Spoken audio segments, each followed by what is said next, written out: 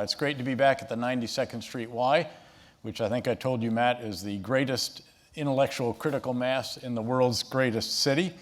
Indeed, it's great to be with Matt, a fellow veteran of the war in Iraq, of the surge, in fact, and now a full-time and very gifted writer here in the city. As you reminded me, I think, Matt, there's another author and veteran once observed, this is E.L. Doctorow, the historian will tell you what happened, the novelist will tell you what it felt like. And understanding what it felt like was indeed my reaction in reading his great novel, Youngblood. It really brought me back to Iraq. It brought me back to the counterinsurgency era that we experienced there together with 165,000 other Americans during the height of the surge. And it provided a platoon-level view of life in combat. I had a somewhat different perspective at that time, and it was very nice to appreciate and to understand it from the lieutenant's perspective. It's a beautifully written book. It's both funny and sad. It has important insights into Americans and Iraqis, and on that I want to add to that wonderful review that was recounted, very well done. We're proud of you, Matt. And I know that Matt's parents, his uncle, his brother, his cousins, and his wife are here, and I'd ask that you stand up so we can recognize you.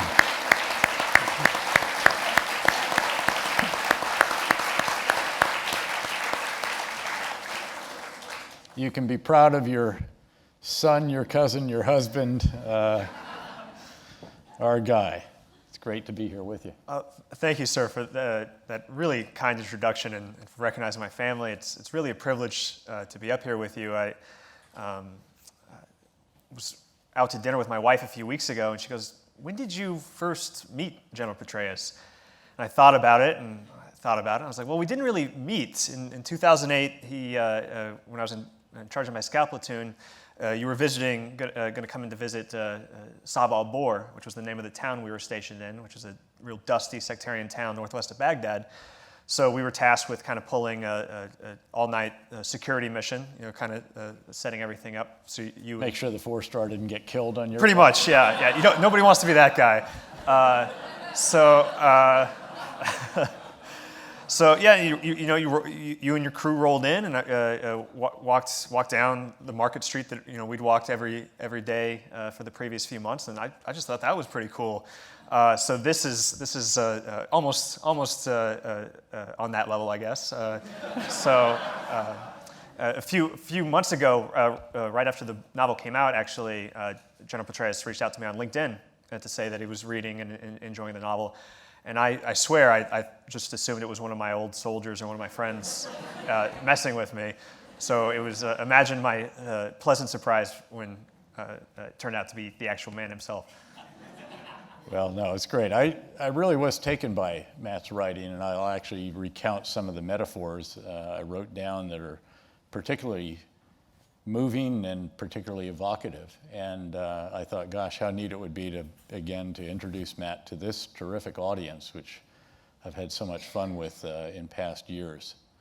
And it's always fun to reach down a few levels in the chain of command anyway. I counted it actually, that between your scout platoon and the 4-star commander, there was a 3-star commander, a 2-star commander, a colonel commander, a lieutenant colonel commander, a captain commander, and we got to you. But we're here to talk about your book. But before we do, why don't we talk a bit about your tour, which took place, again, you deployed in the latter part of 2007. The surge was already well underway. We'd actually turned the corner by far. We'd had this big emotional hearing in Washington with MoveOn.org and the pink ladies demonstrating behind me, full-page ads in the New York Times attacking me, and all the rest of that. That was all in the rearview mirror. You arrive and you really take up from elements that had already started and were well along in what was a very tough area. His location was just north of Abu Ghraib, famous for the prison, but also famous because it was right on a Sunni Shia fault line west of Baghdad, between Baghdad and the famous Anbar province in Fallujah, and in a very difficult other town that was nearby, Tarmiya. where we lost a battalion commander late in the surge, showing how difficult it was. So tell us a bit about your tour and I guess how it shaped your view on the war and then how it shaped your writing. Sure.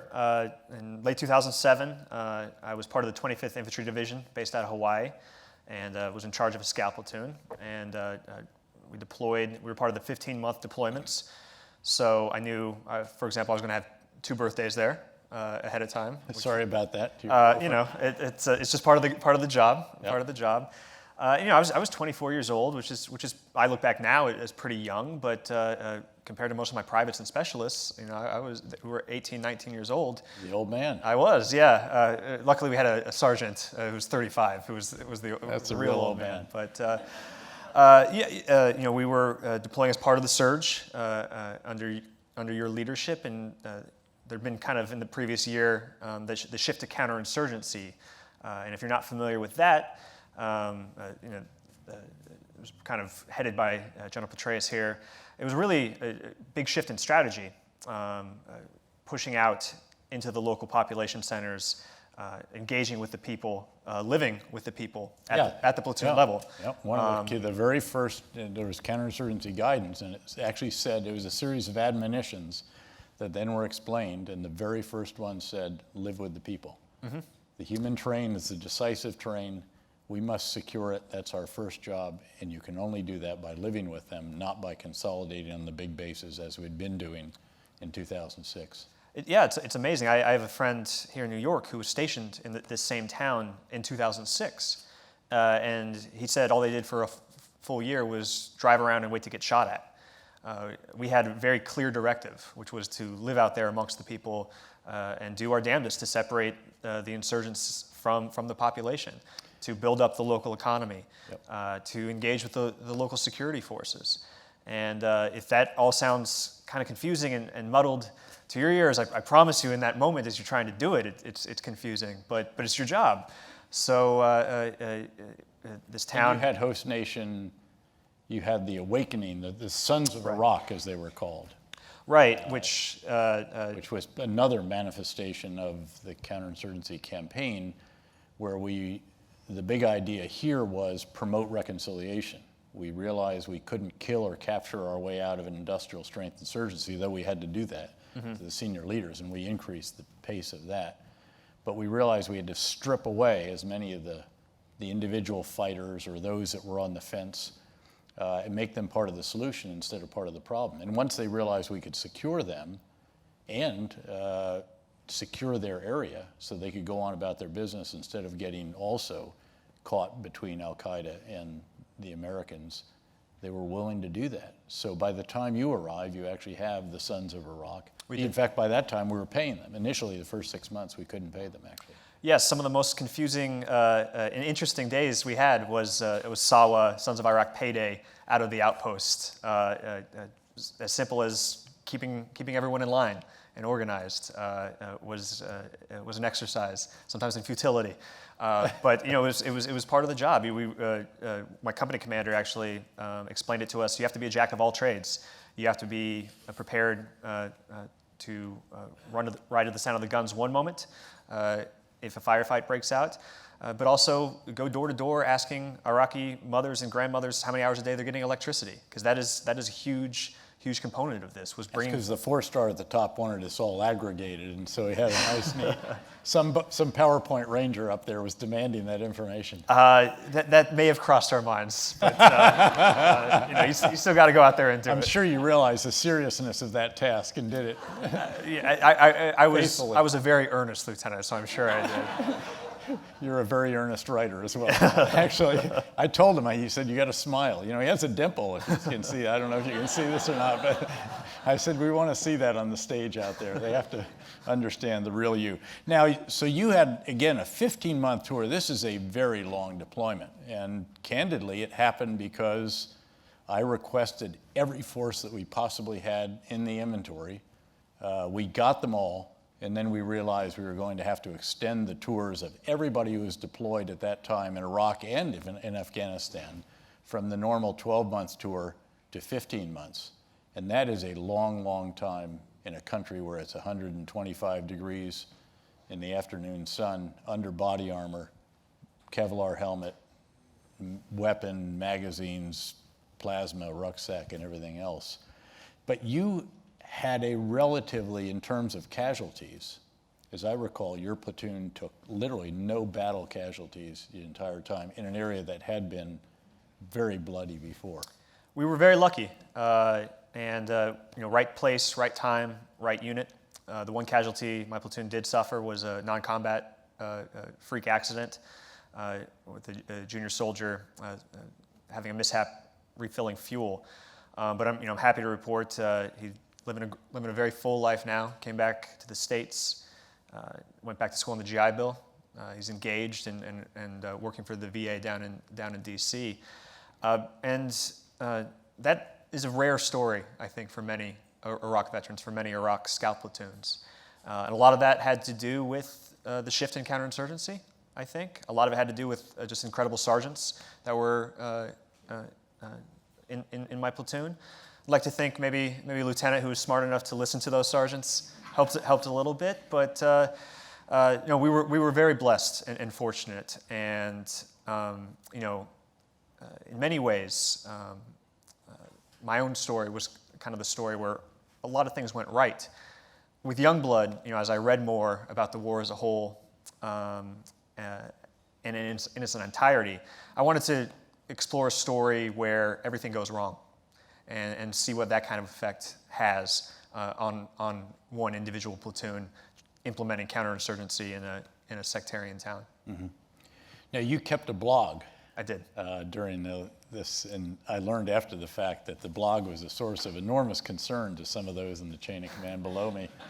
Were you the recipient of any guidance about that blog during the tour? There was some verbal guidance, but it worked out, and there's a time and a place for everything, and perhaps I did get a bit too candid on that blog at times. But to some of those superiors' credits, I don't think they took it too personally. I just got yelled at a whole lot, but frankly, that wasn't anything new. So, well, it actually provided him the material for his first book, which was titled Kaboom, which was also very hailed critically, very acclaimed, and so that was well done as well. So your deployment, you saw signs of progress, obviously. We did, and over the course of those 15 months, those signs of progress are going to be incremental, but they were legitimate. It almost seems quaint now to say in 2016, but in 2009, early 2009, when we came back home, we were serious. A corner had been turned. Maybe not a perfect democracy in the heart of the Middle East was going to happen, but there was going to peace and sustainability were certainly on the table. Over the course of those 15 months, what were some of those signs of incremental progress? Sharp decline in armed violence, not just teenagers taking pot shots at us, but the militias getting in firefights with those Sons of Iraq, that group of neighborhood watchmen, essentially, that we discussed earlier.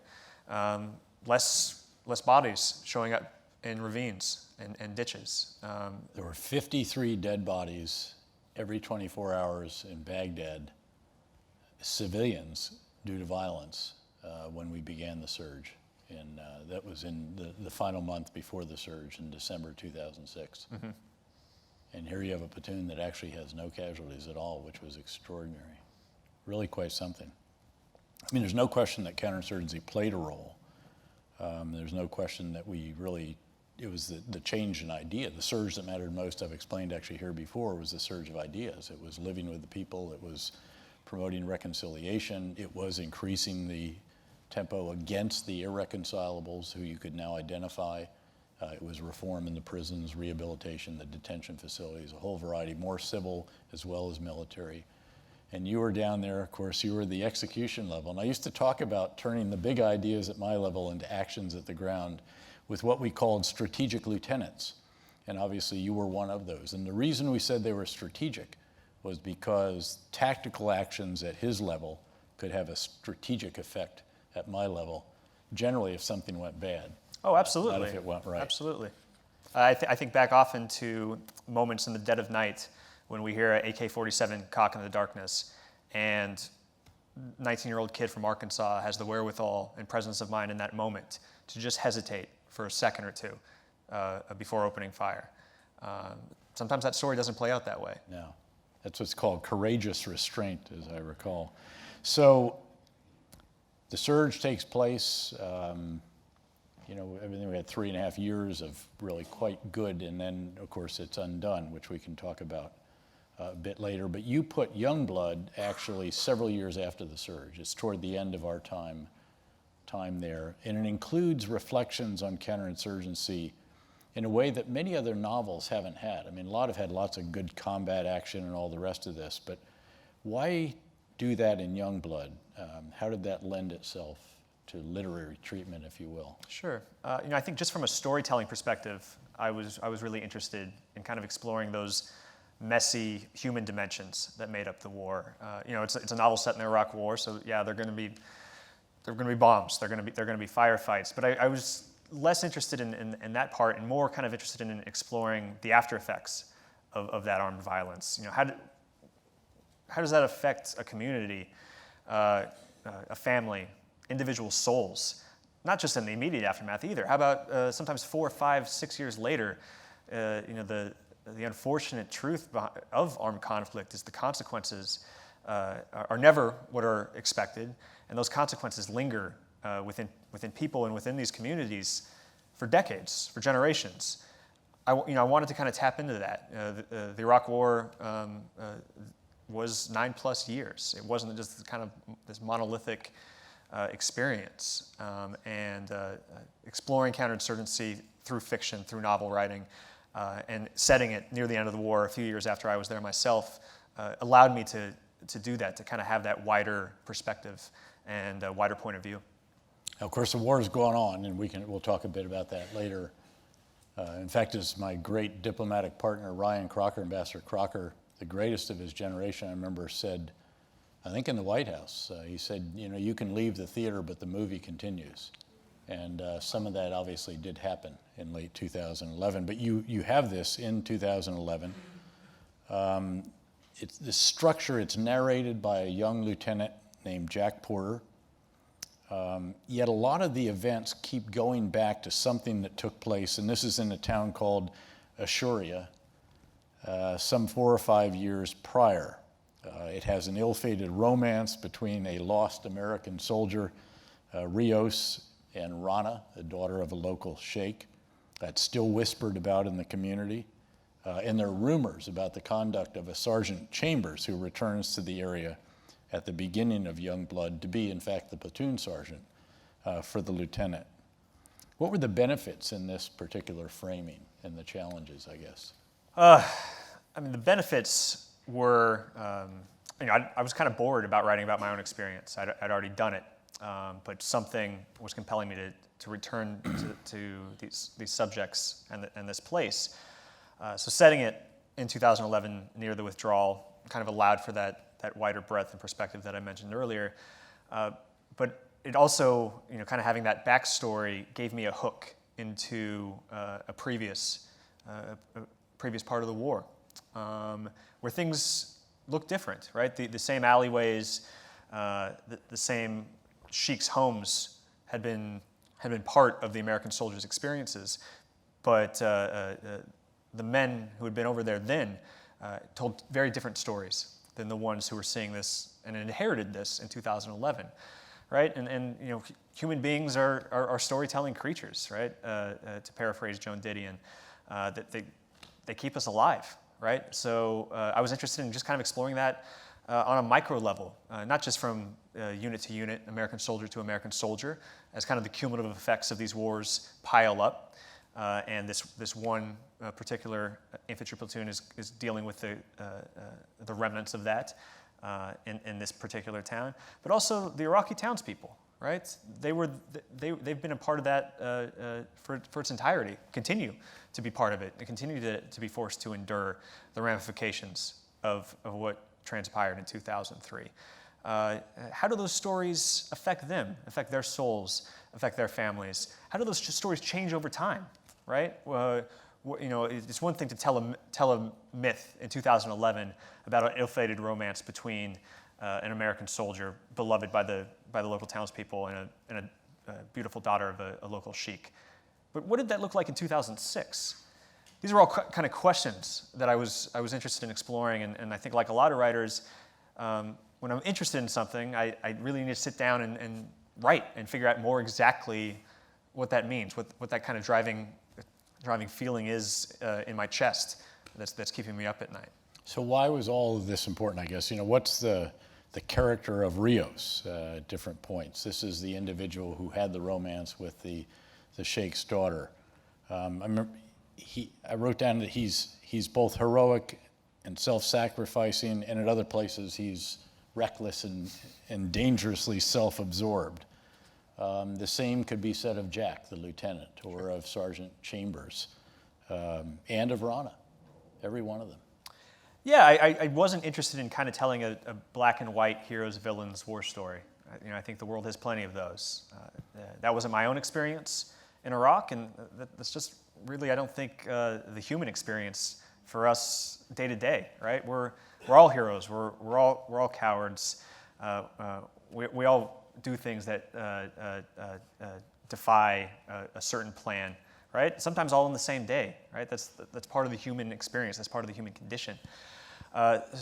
So kind of capturing that fullness, the dimensionality of my characters in this environment wasn't just important to me. It was vital. It was why I sat down to write 150,000 words in a world where people say they don't read novels anymore. Of course, that's not true, but I promise you, at 6:30 in the morning, when you're trying to talk yourself into doing this, those kind of dark questions pop up in your head, like, why are you doing this?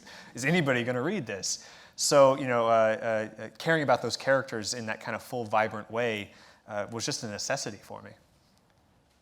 And I think it's you that said that Walt Whitman said something about human beings containing multitudes within, which I thought was a wonderful description of humans. But so are you Lieutenant Jack Porter? Yeah, it's a fair question. I see some have read this. I was asking it all the way through it myself. Sure. It's clear that I think Jack and I share some biographical details. Lieutenants, maybe a bit too precocious for our own good. Earnest, but not without a skepticism, a skeptical bone or two. But in many ways, I was bored with writing from the perspective of Matt Gallagher, and I needed to find another voice. Setting this a few years after I was there, it was going to be different than somebody who was there in 2007 and 2008, right?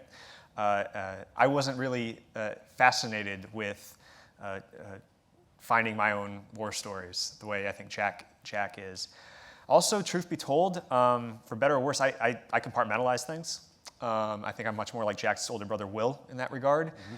This particular story, a story of kind of the unintended consequences and inheritance of armed violence, I really needed a narrator who things stuck to, who could not let go. When something bothered him, he chewed and rechewed it over and over in his mind and his soul, often to his detriment. I've never really kind of been that person. I've known people like that, and I'm fascinated by them. And frankly, if I were a spouse of Jack or a brother or a parent of Jack, I'd be deeply worried about him and troubled. But as his author, I was as well. I wanted to reach in and say, Jack, come shake him by the collar. Get a grip, big guy. Right? Yeah.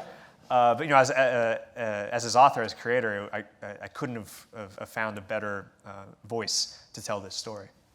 Well, I have to tell you again, one of the things that I hinted up front that really captivated me, and I say this as a former speechwriter in a number of positions over the years, was your ability to derive these wonderful similes and metaphors. And I wrote down some of these. Your description of the way time passes during a long deployment. It could be vague and hazy one moment, yet hard as bone the next. Describing preparation before a patrol, which this really captures it too. We slid the magazine into the rifle's wells and smacked the bottom to make sure it stayed put. We pulled our rifle's charging handle, drawing the bolt back, and then releasing it to grab the top round and push it into the barrel. The black magic of the gun slamming forward. Describing a simoom, which is a sandstorm, which we had almost every afternoon, it seemed. As we walked, the marketplace turned into a biblical Van Gogh, the wind painting everything. It touched in dizzy strokes of churning earth. This is real genius, Matt, and some others. It is. I wish I could have done this when I was a speechwriter. Might have kept me from being a 4-star. A short staccato cough of machine gun fire. Your description of a nighttime resupply, which is again particularly surreal. I watched a group unload a cargo jet with neon chem lights, little dancing birds of hallucinogen. Describing the sound of an incoming mortar attack, of which virtually all of us were on the receiving end in the tough days. A slobbering whistle filled the darkness, followed by the sounds of exploding air. I looked up for fireworks, but instead saw mortars running down the cheeks of night. Describing the Iraqi desert, which really is something quite extraordinary, and I remember it when we first went into it in 2003. Empty and brown, it seemed boundless, stretching every which way in a sea of chapped earth. This is really great stuff. And then you create this fight, staged between a scorpion and a camel spider. It struck me as symbolic of all sorts of conflict, from the leadership struggle that you paint between Lieutenant Jack and Platoon Sergeant Chambers, to insurgent versus counterinsurgent, even to the struggle of the present making sense of the past, as you've explained it. So how did you think about all of this stuff, or do you come to this during later revisions? Right. Well, for those who haven't read the book, I won't give away too much, but it's early, this camel spider scorpion bout. It's about 70 pages into the story, and Jack, the narrator, finds himself really kind of fascinated by and also deeply wary of this new arrival, Sergeant Chambers. In some ways, I think they're very similar men, just at different points of their lives. You know, Jack's on his first deployment, first tour, is still very much an idealist in kind of the broadest and vaguest of senses, the way that many young people can be. Chambers has a lot of hard-earned experience. His idealism has been shaped and reshaped and recast. I don't think it's completely gone, though I think Jack would make the case that it is. They want the same things for their men, and even potentially for this town of Asharia. They just have very different methods and ideas of how to bring this about.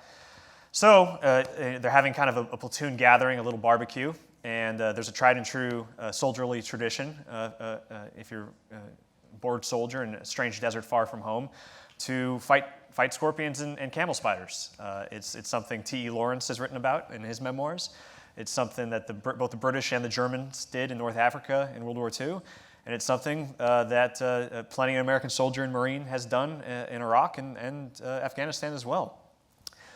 So, when I sat down to kind of write this scene, it seemed kind of a natural place to set the conflict to come between Chambers and Jack, and put it into this bout between insects or whatever they are, insect-like creatures, and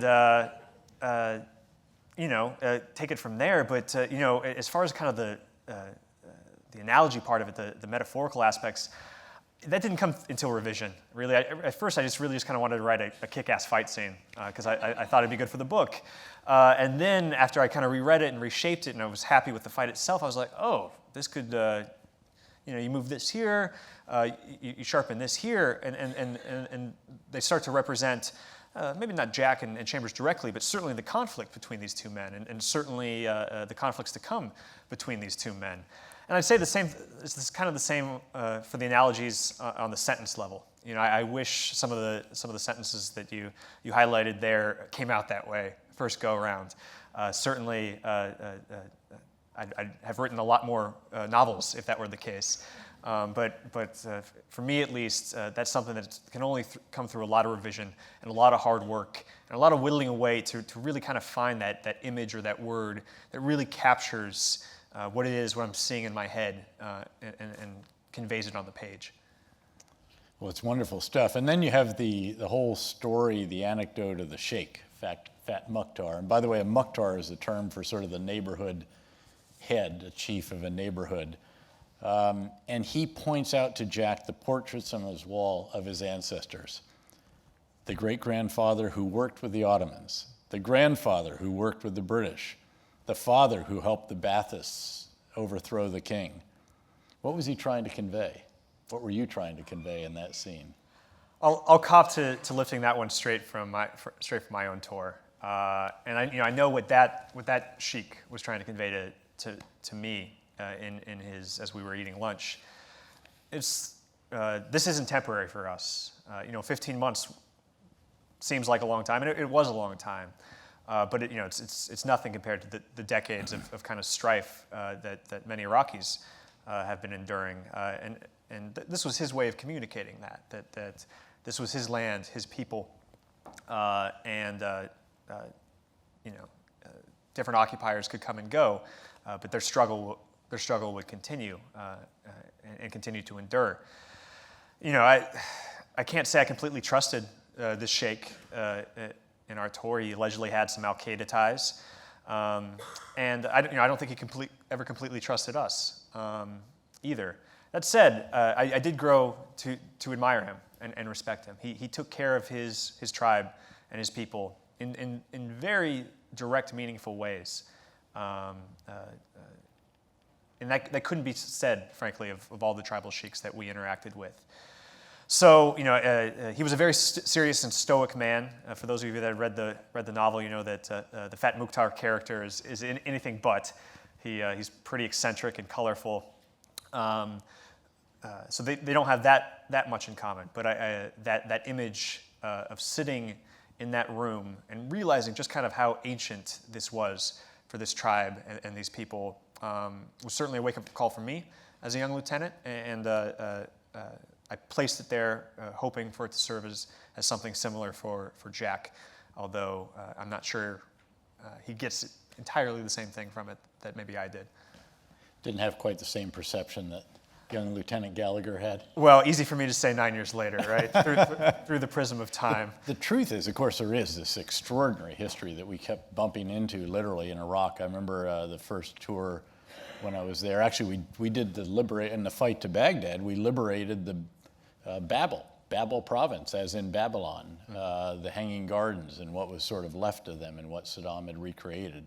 And later we were in Nineveh province, Nineveh, again, the biblical Nineveh, and came across Assyrian Christian ruins and all the rest. But at the end of the day, Iraqis in many respects were survivors. And to some degree, that survival instinct led them to be a bit chameleon-like. And whoever was the biggest sheikh, the sheikh of the strongest tribe, could often gain their allegiance. And if the relationship was a decent one, could retain it.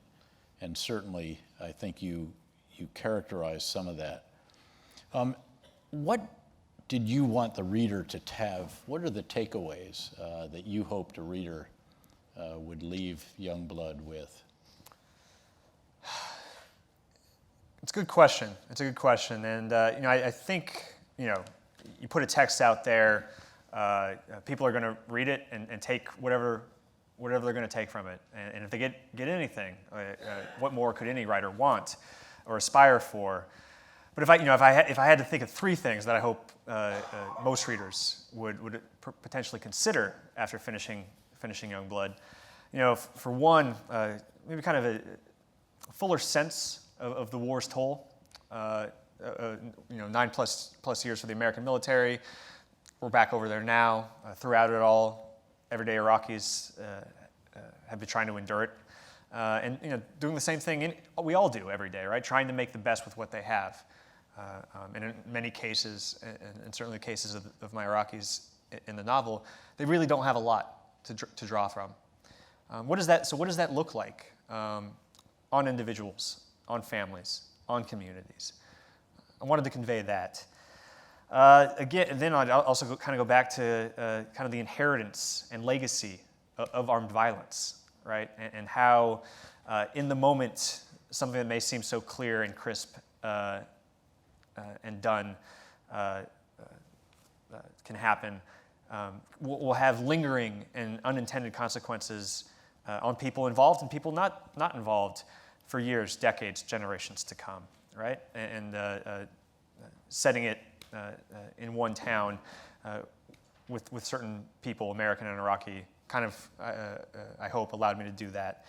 Then also, just kind of on a visceral level, as Americans, and I've been out now 7 years, so I get it. Just as a everyday American citizen, you watch the news, and all you see about places like Iraq and Afghanistan and Syria, just bomb-cratered deserts, right? Just someplace, these places where bombs are dropped, and people roll around in the back of pickup trucks with black flags shooting AK-47s in the air. That's not it. That's a very small part of it. These are places, these are communities, families are trying to hope and dream and live their lives, right? Trying to make it better for their sons and daughters in the smallest way possible in the midst of all this chaos and ruin. I hope on some visceral way readers get that from Youngblood and get to know the characters that make up its pages. And now, since you were a strategic lieutenant, you obviously thought about the policy implications of your writing. What do you see as those? I probably spent more time than I should have thinking levels beyond me, and certainly my first sergeant reminded me of that a couple of times. Like, sir, just stick with what you got here, which was good advice, which was sound advice, of course. But since you asked the question, I guess I'll answer it. History, both recent and ancient, tells us time and time again that war in the Middle East is easy. That's an easy thing to do. That's an easy decision. Governing is what's really hard. As the British and the Ottomans learned in the early 20th century, as the Americans learned last decade, right? What comes next is a question that really matters. And it's a question that matters not after a war has been declared, or not even during. That's something that needs to be explored before. And if anything positive can come from the Iraq invasion, from my estimation, it's that these are questions that we just can't make up on the fly. That we have to consider and have thorough plans for before. You may have seen, I did an op-ed in the Washington Post a few weeks back, actually talking about the upcoming liberation of Mosul. And I've said, someone in the audience will have heard me, I've said for over a year and a half, we will defeat the Islamic State in Iraq. Actually, that's not the big challenge. I had full confidence we'd be able to do what we ultimately have done, which is to provide our intelligence, surveillance, reconnaissance assets, precision strike, intelligence fusion, and then guide the Iraqis as they were reconstituted to carry out this battle against the Islamic State, and that they would be defeated in Iraq. The challenge, though, and we really confront it now in Mosul, in Nainawa province, where I in fact spent the first year when I was privileged to be the commander of the 101st Airborne Division, the challenge is to establish governance that is representative of all the different people. And this is in an area that is the most complex human terrain of all of Iraq. It's not just Sunni and Shia Arabs. It's Kurds, it's different political parties, Kurds, it's Turkmen, it is Turkmen Shia, it's Christians, Yazidis, Shabak, and on, and very, very complex. And you've got to have everyone, every element represented in that governance structure, and it has to be reasonably responsive to them as well. And my sense is, frankly, that we were not there when I wrote that piece. There has been some progress made, But this is still the real challenge of Iraq. It's about politics. At the end of the day, this is really about politics in Baghdad, and then it's the politics in these complex areas like Mosul, where you have all of these different ethnic and sectarian groupings, and that's a big challenge. What are the other two implications? I feel pretty strongly that the current relationship between America and its military is just kind of egregiously counter to who we are as a republic. We're not behaving like a republic with our foreign policy decisions too often. It was a World War II general, George Marshall, famously said, "A democracy can't fight a 7 years war," referencing the ancient Greeks and the Peloponnesian War.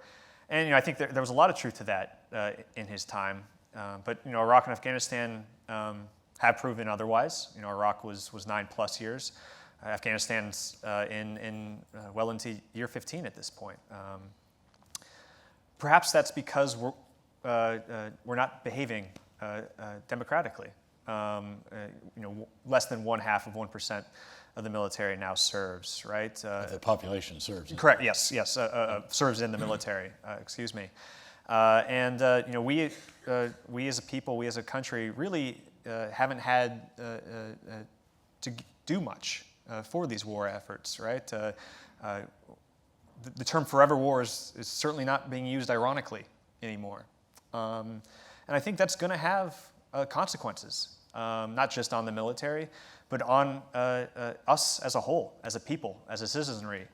And what's that going to look like? When I go around and speak to college students, for one example, their country has always been, the country that they know has always been at war. They can't remember a time at peace.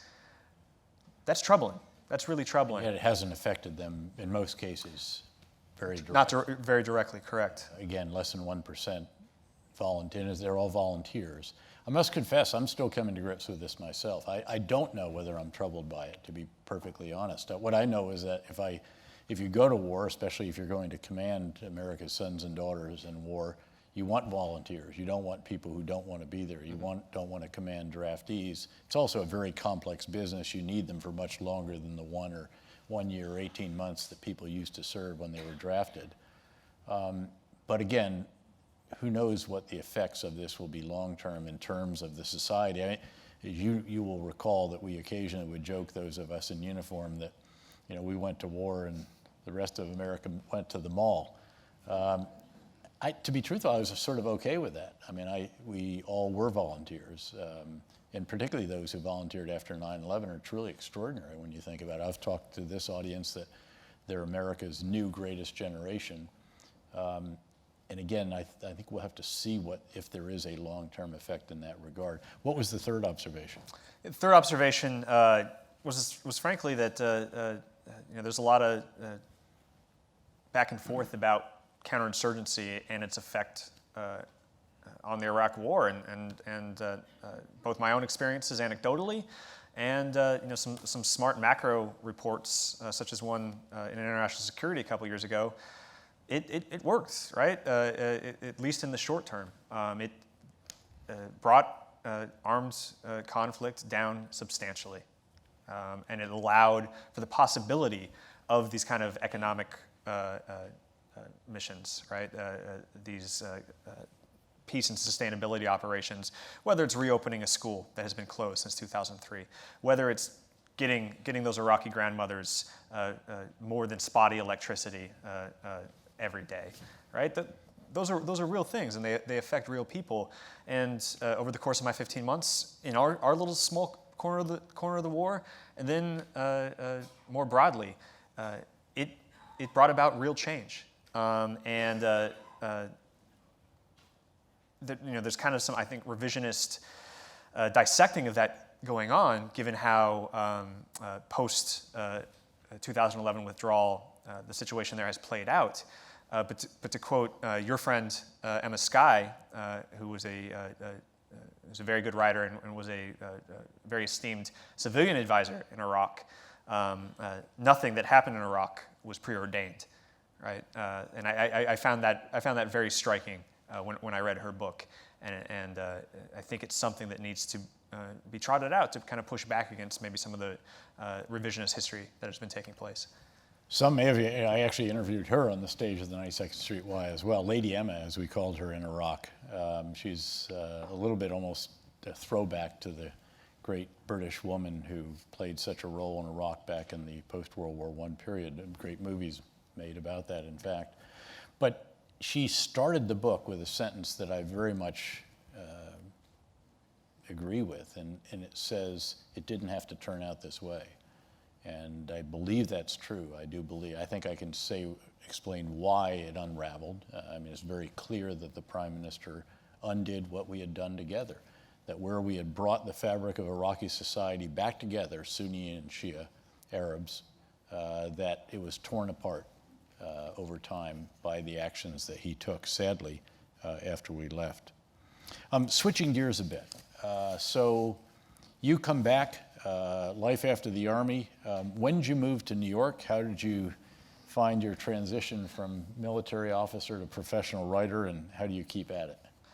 Yeah, so this is late 2009. I decided that I was proud of my service, but I didn't want to make a career, so I transitioned out. And I think, like a fair amount of members of my generation in the military, I had a foggy plan, but very much lacking in specifics.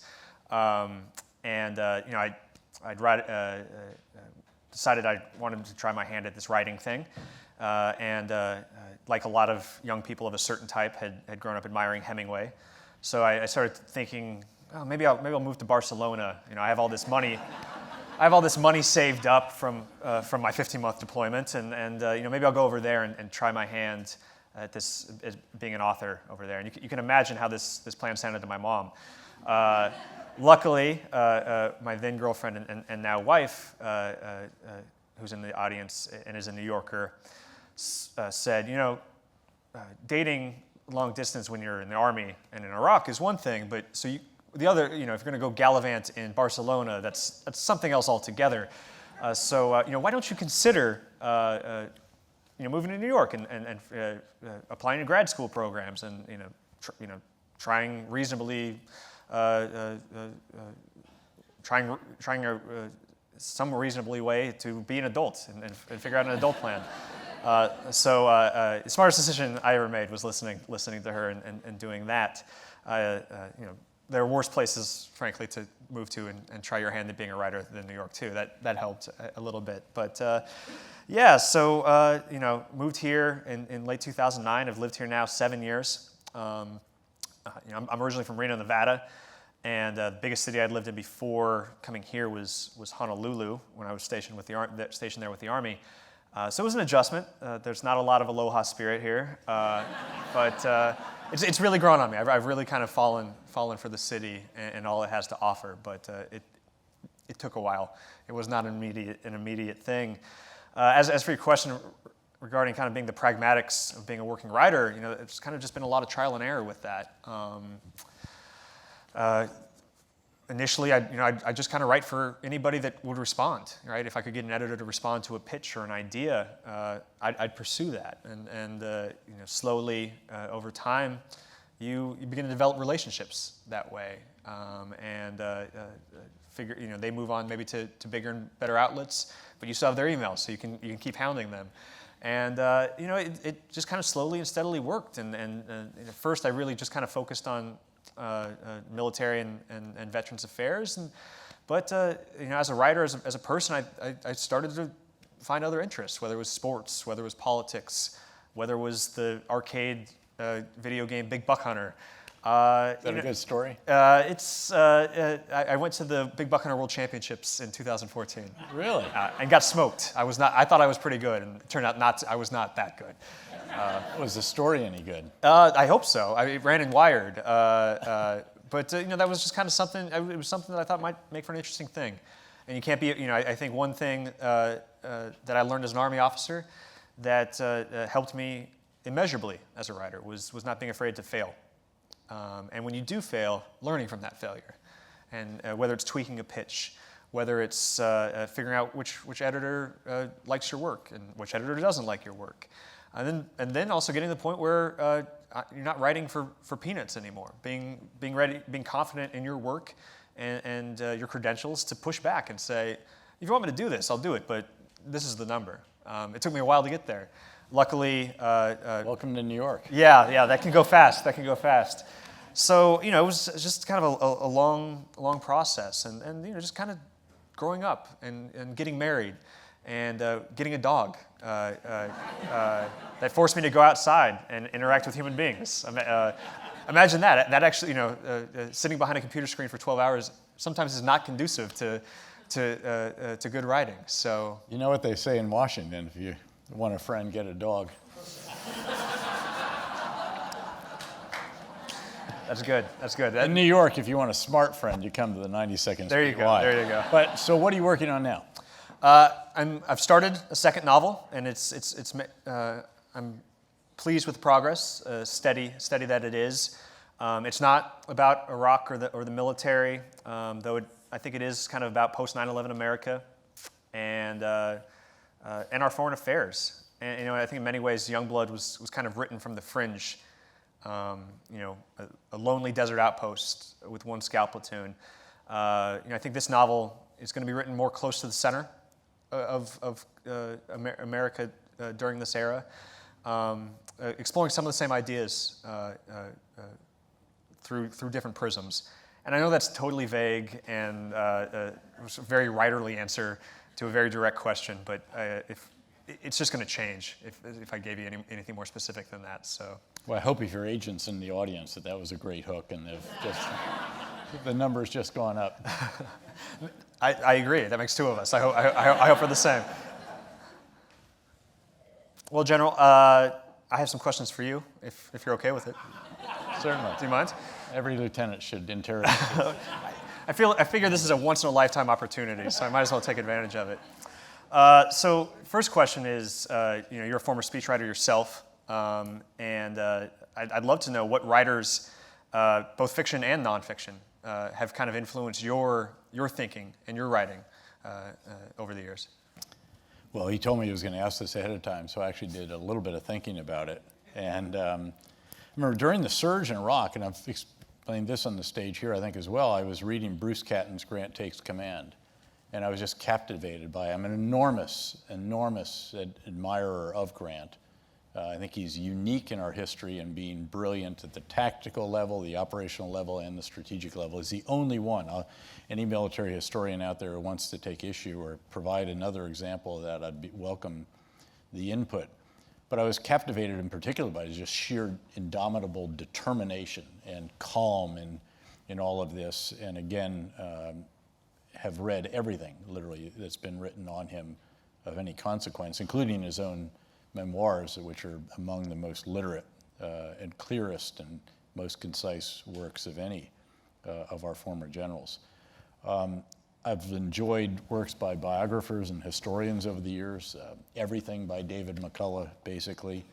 I remember reading Path Between the Seas when I was actually in Panama for a summer, down there as a speechwriter, in fact, working for the Commander-in-Chief of the U.S. Southern Command, but all of his other books as well. William Manchester's biographies of Churchill and MacArthur I found fascinating.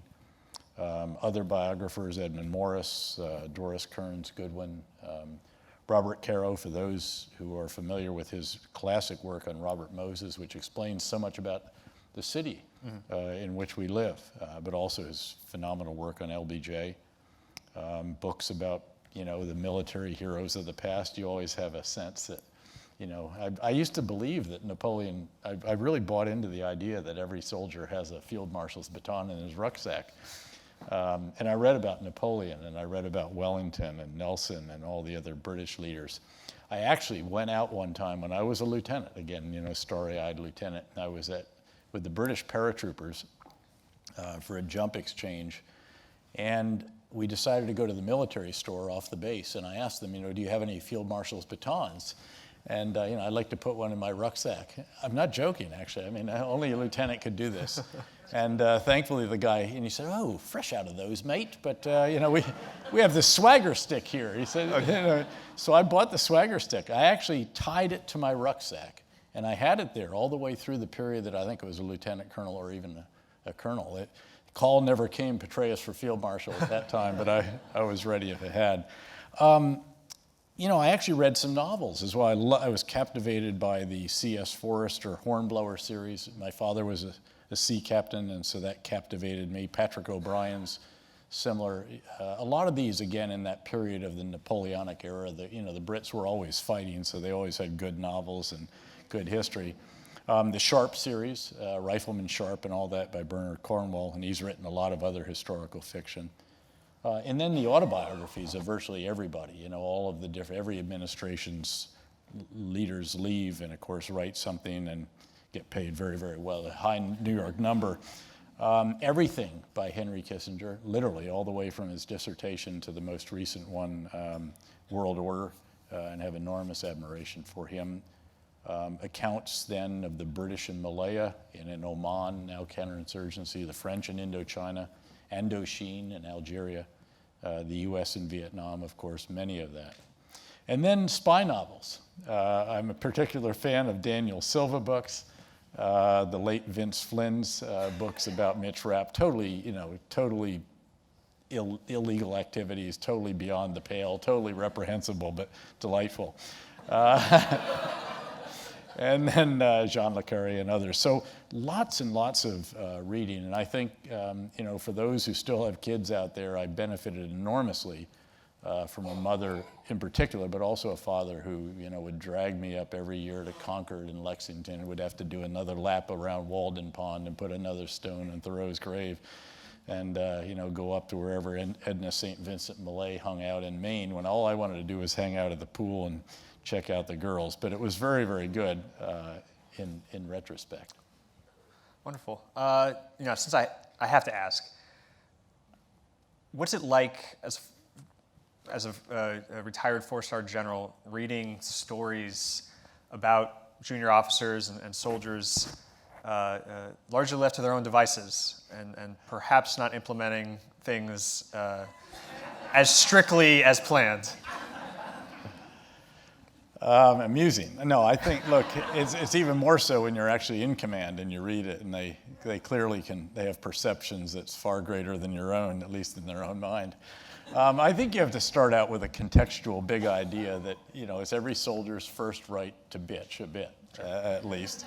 And then you have to understand that every soldier, all the way down at the lowest rank, really does have the capability to do your job better than you do. Again, at least in his own mind. And if you keep that in mind, then I think you take the various observations, the slings and arrows, you don't take it too seriously. And frankly, you also, you try to keep, because sometimes there's praise, there's positive commentary. I mean, there were sites that, about Petraeus and about this, that, and the other thing, and you have to keep that in perspective as well.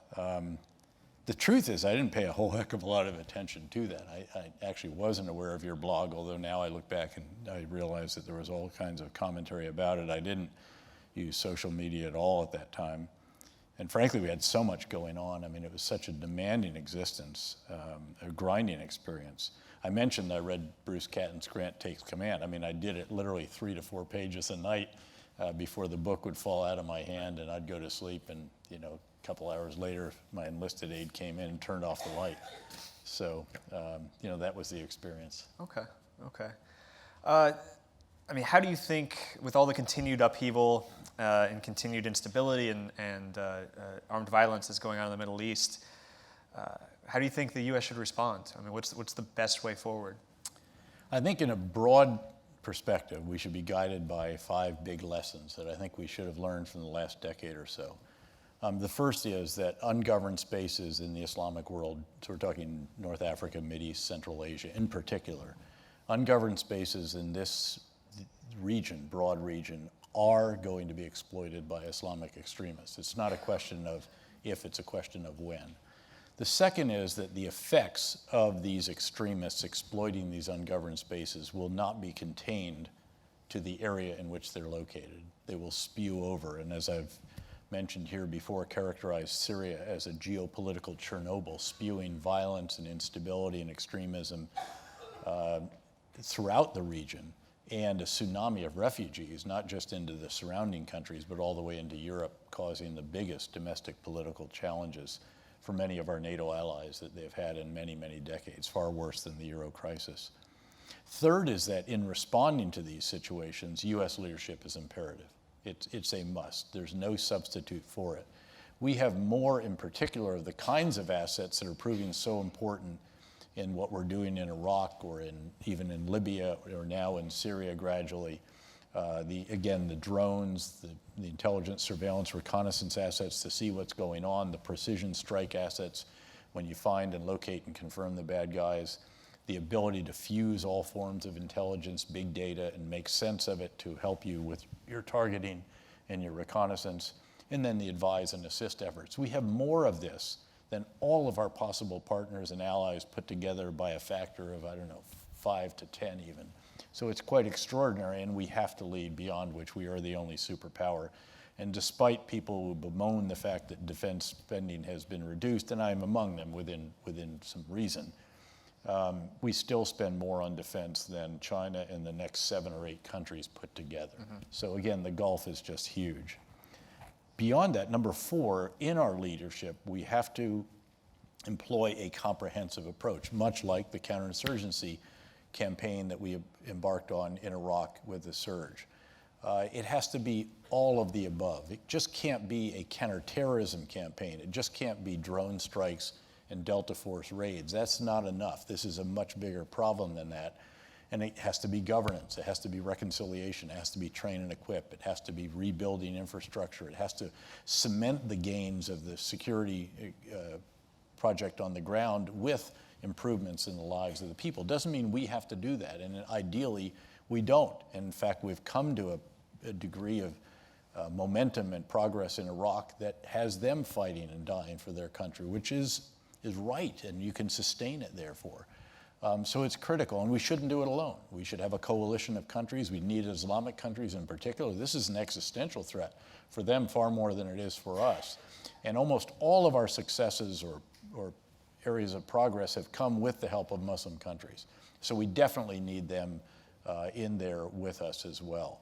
And then we have to recognize that this is a generational struggle. It's not a year-on-year effect. We used to say it's a marathon, not a sprint. It's more than that. This is an endurance race. And that informs the fact that you therefore have to have your campaign sustainable, because it's going to go on for a generation. And indeed, as you mentioned earlier, we'll have a generation of Americans who have known nothing but America at war, but with a very small portion of the population actually engaged in that. So I think if you take those big ideas and then test what we're doing, you'll find that we have gradually gotten there in some of these, but in some others, I think we still have some considerable work to do. One more question, and then turn it over to the audience questions. Okay. In an email exchange shortly after you reached out to me, and I started believing that it was you that I was corresponding with,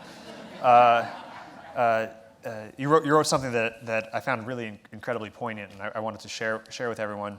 You wrote, I often used to fly around Baghdad in my helo on the way back from the embassy complex to Camp Victory, particularly after bad days, just to remind myself that there was a vibrant city full of Iraqis, that the Iraqi people were intent on living their lives. It brought me back to the roof of our outpost after we'd had a long mission or a bad day, and just kind of going up there and taking it all in, and just kind of having a moment to yourself. A moment of solace in the midst of war can really mean everything, even just a couple of minutes. In addition to those quiet moments when you're able to escape just for a bit, what do you miss most from Iraq and Afghanistan? And then what do you miss the least? Well, first of all, the flights.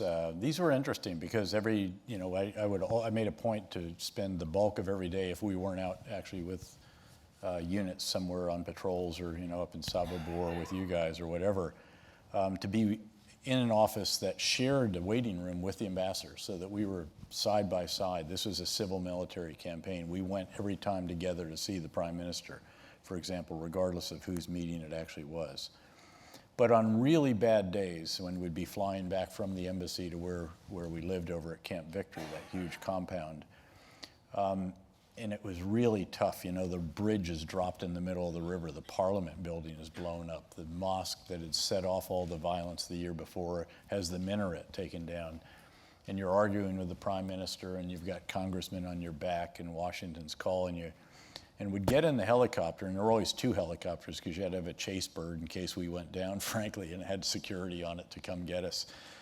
So these two Black Hawk helicopters would lift off, and they'd start to nose forward. Normally would turn left towards Camp Victory. And I'd wait until we were right up there. And I would never tell them, actually. There was something capricious about this that I enjoyed. I could at least give orders to somebody, and they'd follow them. And I'd say, turn right. And they knew then we're going for a ride. Actually, I learned much later that they would immediately say, the lead pilot here would say, purple rain to the other one. And that was the code word that the boss is in charge. So back off a little bit, because we're going to do some. And I would head down the river, and would look first. There was a water park, believe it or not, and I'd see how's that coming along. And then you'd circle around the university to see what's the activity is there.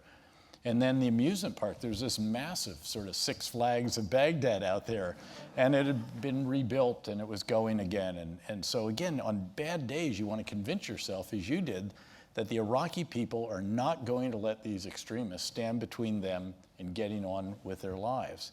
Would go around the soccer stadium, would go around Sadr City, this densely populated neighborhood, if you will, of 2 million people, and endless soccer games all over that city. And would look at the projects that we knew that we were tracking, and, you know, electrical towers, are they back up, or the bridge is rebuilt, all this kind of stuff. And it was very, very important, actually, because you had to remind yourself that there's progress out here, and they want to get on with it. And then we'd go back to Camp Victory and pull in for the night. What do I miss? I miss performing a mission that was larger than self, something that's important to our country and a coalition. I miss doing it with others who felt the same way, who raised their right hands and took an oath at a time of war that meant they would deploy to combat and engage in this mission larger than self. I miss the sense of shared identity that comes from wearing a uniform, particularly the dress uniform, where you can literally read an individual's career. You know where he comes from, his current unit patch, where he served in combat, where he came from, how many 6-month tours. I was proud that I think I had 11 or 12 of those in combat on your right sleeve, and literally in the decorations you could tell the campaigns and the whatever he did and all the rest of this. You had a few more of those than I did. Just, I had a few more years than you did. And then, of course, there was the privilege, really, and the intellectual stimulation of leading a large organization, of strategic level leadership, where you have to get the big ideas right, the surge of ideas. I mean, this was extraordinary. And then to communicate them through the breadth and depth of the organization all the way to the strategic lieutenant, and then oversee their execution with all the metrics and personal observation and others and everything else, and campaign plan reviews and so forth, and then determine how to refine them and do it all over again and again. But it was never easy. And I remember toward the end of the surge, when finally everybody, even the critics, acknowledged, you know, this has really worked. Every now and then I'd also go out just at night, because this compound was huge and it surrounded a big lake that Saddam had built out near the airport. And I'd just go out for a walk for 15 or 20 minutes, like, you know, as you said, a moment of solitude to reflect. Obviously, I had security with me, and I had a chief warrant officer who was with me on all these tours. He even came back on short notice for Afghanistan and so forth. And usually he would just hang out. He wasn't going to interrupt my thinking. But one night, I remember towards the end, he said, "Hey, sir, I just really want to ask you, I mean, what's this like? I mean, you know, you've commanded the surge. Everybody questioned it. Even your own military leaders thought it would fail, put obstacles in the way. It's worked. I mean, what's it like to have commanded the surge in Iraq?" And I said, "Chief, it's the most awesomely awesome of experiences on a good day. But there are very, very few good days." And I think there were less than that number of fingers. If you think about a day when there were no serious casualties to our soldiers, the coalition soldiers, the Iraqi population, no serious setbacks in other ways, no political difficulties, no whatever. So it was a grinding, very, very tough experience. I don't miss the bureaucratic aspects of life in uniform, nor I suspect do you, the lengthy processes to get stuff done, folks sometimes not wanting to make decisions, meetings just to say there was a meeting, late night calls or video conferences when people in the States are oblivious to the fact that it's 2 a.m. in Kabul or Baghdad, dealing with locals who seemed more intent on derailing what we were trying to achieve, or at least didn't seem to want to win as much as we did at times.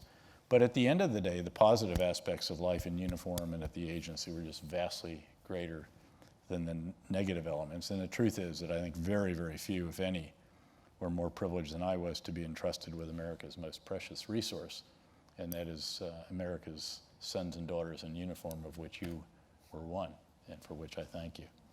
So, some questions from the audience. After coming back from Iraq, did you suffer from PTSD, post-traumatic stress disorder? I did not. I was very, very blessed in that regard. There's what is it about the human brain that two people can be in the same place, experience the same thing, and one person's just fine, and the rest, and the other one lives in that moment for years to come. I don't know. I do know that I had a really great support system. I came back, was home for a couple weeks back in Reno, and one morning my mom's, who's about 90 pounds dripping wet, said, "Get in the car. We're going to the VA to get you registered." And I was like, "Mom, I'm fine. I don't need to register for anything." She said, "That's fine. Get in the car. I'll see you there in 5 minutes." You come back. I'm fresh from a 15-month tour. I was a captain in the Army. I led a 30-man scout platoon. Well, okay, yes, Mom. I'll see you. She's still in charge. It was just that it was there. It was a resource if I needed it. That's not to say that there weren't some transitional moments that were quirky. I think I was over there for 15 months. It probably took me about 15 months to get comfortable in my civilian skin again. But that's normal. I trade stories with fellow veterans who had a much rockier road back, and in many cases, still are kind of on that path back. I worked for a veteran service organization as a speechwriter for a couple years, and kind of dealt with a litany of modern veteran issues. And I think it's just vital that we as a community of post 9/11 veterans stick together the same way we did overseas, and watch each other's backs. And I love talking on the phone to my old soldiers and just checking in with them. Have you, in fact, been able to keep in touch with many of your platoon members? As much as I can. Sometimes life takes us a billion different places, so not as often as I'd like to. But whether it's through Facebook messages or a phone call, I just got lunch with my platoon sergeant a few months ago when we were down in Louisville, Kentucky for a wedding. I very recently got together, being on the road for a book tour. It's a great excuse to swing through Texas, where a lot of my former soldiers live, whether because they're stationed down there at Fort Hood or they move back home. And it's a strange experience because they come up and you look old. They're like, well, LT, got something to tell you. You look old too. What's your platoon sergeant doing now? He's still in actually. He's now a master sergeant working at Campbell. So he's still serving this country and making us all proud. That's great. How difficult was the transition of coming home to the U.S.? In fact, this questioner recalls Kim Barker, who described when she came home and hid in her room for a year and drank. I can't say my experience was like that, but you just kind of feel it's just awkward. You just kind of feel awkward and come back and walk down Madison Avenue and you're like, oh wow, life is not changed for 99.9% of America. And of course it hasn't, right? But that can be a very jarring thing, I think, for somebody who recently returned. It can be reassuring too. I mean, that's it's a little bit true. like flying around Baghdad and convincing yourself, hey, life goes on for America. Sure. In some respects, to some degree, a little bit, say, responsible for some of that. That's true. That's true. But I think most veterans, particularly those who maybe joined up to be part of something bigger than themselves, are hoping that there's some kind of acknowledgement for that. And sometimes they're I mean, we kind of live in this era of yellow ribbon patriotism where, hey, if you want to go get clapped for at a baseball game, you certainly can, right? Somebody can put a bumper sticker on their car for you. But meaningful conversations, meaningful connections, for some can be difficult to come by. And it puts a big strain, I think, on military families in that regard, because it's just not something. When my grandfathers came home from the Second World War, every young man on that block, right, had been somewhere and done something. So there was a more of a community aspect to it. Kind of one incident that comes to mind is when I first moved here. I lived in a not so nice part of Brooklyn, and I was getting off the subway, and then a gang fight had broken out. Couple blocks away, and there were just a couple pistol shots, and people, for very obvious reasons, kind of started running, I just kind of looked around and took a knee behind a car, and was just kind of like looking around, trying to figure out where everything was. Then I kind of, I feel really really dumb. I don't want to be that vet or anything. Kind of. Can feel myself blushing, but there was an old man kind of hobbling across the street, kind of giving me a weird look. And as I'm walking back to my apartment, kind of a bit abashed, I was like, wait a minute, I was behind a car. He was the one in the middle of the street who could eat, one stray bullet, and it's all over, my friend. Like, you're the crazy one. Like, I did a very sensible thing. Okay, last question. Matt. What made you join the military, knowing that you were going to very likely be deployed to combat? It's a good question, and I think it's an important question, and I think like many vets, there's multiple answers. I wanted to be part of something bigger than myself, and I think even at 18, I realized there's a window of opportunity there for people to do that. I came from a military family. One side was career naval officer, other side was an enlisted Navy medic, and that mattered in my family. My uncle, who's here tonight, is a Vietnam War veteran, and that mattered to me. I wanted to be to do something and continue that tradition within the family. I wanted to pay for school. I was a kid from Reno, Nevada. Somehow got into a private university in North Carolina, and the Army was willing to pay for it. That sounded pretty good. I wanted to test myself and try something different. Also, I kind of just didn't really have anything better. There wasn't something out there saying, this is your plan. We're at 18, 19, we're all kind of impressionable, right? And here's an institution, an honorable institution, that says we're interested in you. That was captivating. And those 4 years are I'm very proud of my service. I'm very very distraught with how the war I served in has turned out. But to go back to that Whitman quote, we all contain multitudes, right? And I think those two ideas that one can be proud of their service and distraught over the war, how the war they served in turned out. Of course, that's reconcilable, right? That's part of being a human being. It's complicated and it's messy. So I think somewhere in there I answered the question. Well, we're very glad that you raised your right hand. We're grateful that you served, and we're grateful that you captured so many of these emotions in a brilliant book. Thank you. Ladies and gentlemen, thanks, Matt Gallagher. Thank you for being here.